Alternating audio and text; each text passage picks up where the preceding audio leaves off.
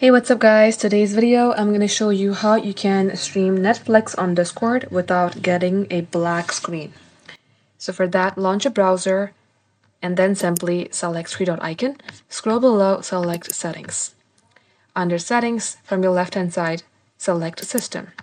And untoggle the button that says use graphics acceleration when available. Once you untoggle it, it will ask you to relaunch your Chrome. Go ahead and relaunch it. Now, this being one way, if you would like to stream in high quality, there is also a site called vencord.dev. You're going to have to install this. Once you have installed it, you're going to have to come onto the browser and get logged into your Discord account. Once done, head over to your user settings from your bottom left-hand side.